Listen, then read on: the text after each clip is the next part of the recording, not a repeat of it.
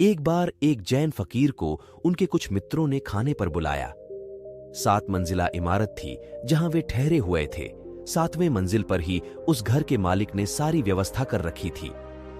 उस गृहपति ने अपने और भी बहुत से दोस्तों को बुलाया था। सभी उस 7वें मंजिल पर बैठकर उस जैन फकीर की बातें सुन रहे थे। तभी अचानक भूकंप आ गया।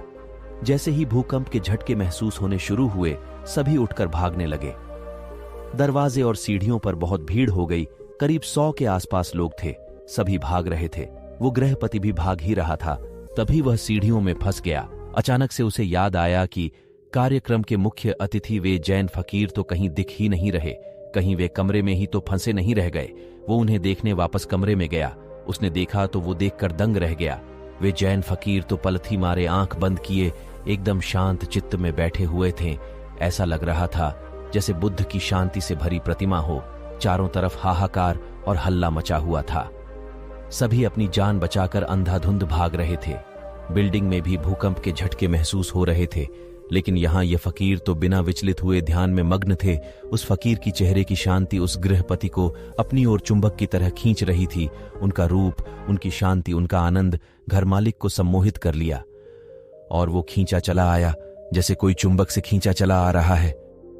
वह आकर फकीर के पास बैठ गया। भूकंप आया और गया। कुछ देर बाद जैन फकीर ने अपनी आंखें खोली और भूकंप की वजह से जिस जगह पर उनकी बात रुक गई थी, उसी जगह से उन्होंने अपनी बात दोबारा शुरू की। गृहपति ने कहा, महाराज, अब मुझे कुछ भी याद नहीं कि हम क्या बात कर रहे थे और कहां पर हमारी बात रुक गई थी। सारे शहर में हाहाकार मचा हुआ है। सभी अपनी अपनी जान बचाकर भाग रहे हैं। इतना बड़ा भूकंप, इतना बड़ा झटका आया। अब तो इसके बाद मुझे यह भी याद नहीं है कि हम किस बारे में बात कर रहे थे। इसलिए आप कृपा करके वह बातें दोबारा शुरू ना करें। और अब वह बातें मैं आपसे पूछना भी नहीं चाहता हूं। अब तो मैं आपसे कुछ और ही पूछना चाहता हूं। गृहपति बोला, महाराज, एक बात बताइए कि भूकंप आने पर हम सब भागे, पर आप क्यों नहीं भागे?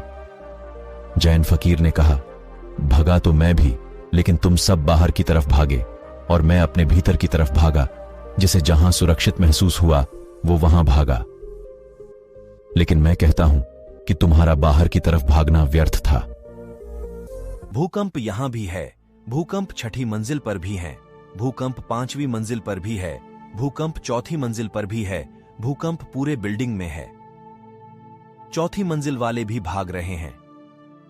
3री मंजिल वाले भी भाग रहे हैं। 2री मंजिल वाले भी भाग रहे हैं। जो सड़कों में है वह बिल्डिंग की तरह सुरक्षित स्थानों पर भाग रहे हैं। सब भाग ही रहे हैं। जिसे जहां सुरक्षित लग रहा है वो वहां भाग रहे हैं। मैं भी भागा, अपने भीतर की तरफ भागा। मुझे अपने भीतर भागना ही सुरक्षित लगा। मैं अपने मन के भीतर एक ऐसी जगह जानता हूं जहां कोई भूकंप नहीं पहुंच सकता। भूकंप तो छोड़ो, जहां कोई गम नहीं पहुंच सकता, क्योंकि उस अवस्था में पहुंचने के बाद डर नाम की कोई चीज ही नहीं बचती। मैं तुमसे झूठ ना कहूंगा कि मैं नहीं भागा। भागा तो मैं भी था, लेकिन तुम्हें दिखाना होगा, क्योंकि मैं हाथ पैर से नहीं भागा। हाथ पैर से तो तब दूर भागते हैं जब बाहर की तरफ भागते हैं, जैसे सारे लोग भागे बाहर की तरफ, क्योंकि ये सब एक ही तरह से भागना जानते हैं। बाहर की तरफ भागना ही इनके लिए एकमात्र भागना है।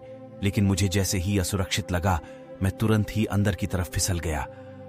और मैं तुमसे यह भी ना कहूंगा कि मैं डरा नहीं। मैं बहुत डर गया कि कहीं अपने भीतर भागने से पहले ही मैं मर ना जाऊं। कहीं मेरे भीतर पहुंचने से पहले ही यह बिल्डिंग ढह ना जाए। मैं चिंतित था कि कहीं ध्यान में पहुंचने से पहले ही यह इमारत मुझ पर गिर ना जाए। लेकिन जब मैं एक बार उस अवस्था में पहुंच गया, फिर मुझे कोई चिंता ना रही। फिर किस बात की मौत, फिर तो केवल मेरा शरीर मरता, क्योंकि मेरा मन तो ध्यान में था। मैंने ध्यान में ही जिंदगी को जिया है और मैं ध्यान में ही मरना चाहता हूं। इसीलिए जैसे ही मैं एक बार उस अवस्था में पहुंच गया, मैं निश्चिंत हो गया, क्योंकि मैंने अपने लक्ष्य को पा लिया था। मरने का क्या?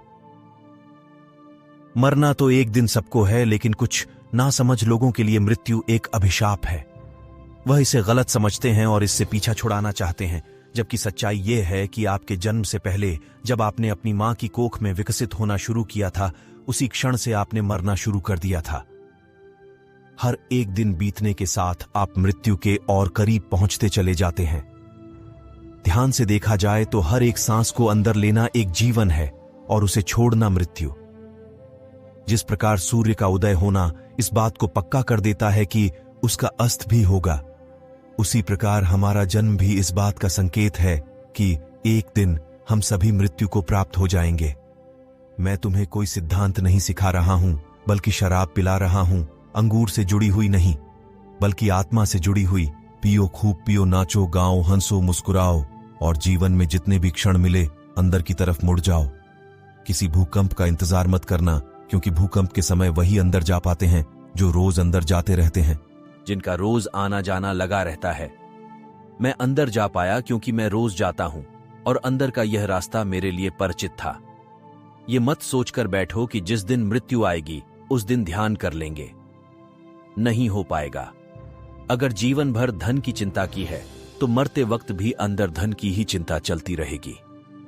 अगर पद की चिंता की है तो मरते वक्त भी और उच्च पद प्राप्त करने की लालसा लिए मरोगे, क्योंकि अपने पूरे जीवन में हम जो कुछ भी करते हैं, मरते वक्त वही सारे विचार और कर्म हमारे आंखों के सामने से छोटे रूप में गुजरते हैं। मरते वक्त एक बार हमारी पूरी जिंदगी हमारी आंखों के सामने से गुजर जाती है। संक्षिप्त में कहूं तो जिंदगी भर हम जो भी करते हैं, अंत समय में हम वही महसूस करते हैं। अगर हमने पूरी जिंदगी भर किसी को दुख पहुंचाया है तो अंत समय में भी उसका पश्चाताप हम दुखी मन से ही मरेंगे। और अगर हमने जिंदगी भर अच्छे काम किए हैं तो अंत समय पर हमारे पास विचार करने के लिए अच्छी यादें होंगी और हम खुशी खुशी इस दुनिया को अलविदा कहेंगे। फकीर ने उस गृहपति से कहा, अगर तुम ध्यान में मरना चाहते हो तो ध्यान में जाओ और ध्यान को जीना शुरू कर दो, ताकि मरते वक्त तुम्हें अपने भीतर जाने में तकलीफ ना हो और तुम ध्यान में ही इस दुनिया को अलविदा कहो। दोस्तों, फकीर की बातें कैसे लगी कमेंट करके जरूर बताइएगा।